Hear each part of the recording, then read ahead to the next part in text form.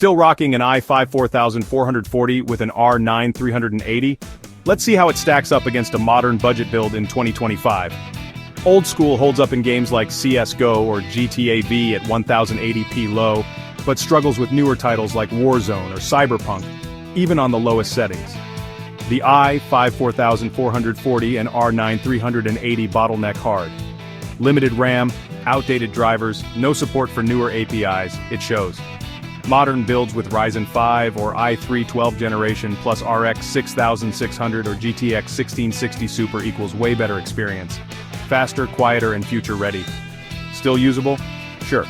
But if you want smooth modern gaming, a $500 to $600 build today blows it away. Upgrade when you can, your FPS will thank you. Drop your rig below and follow for more gaming upgrade tips.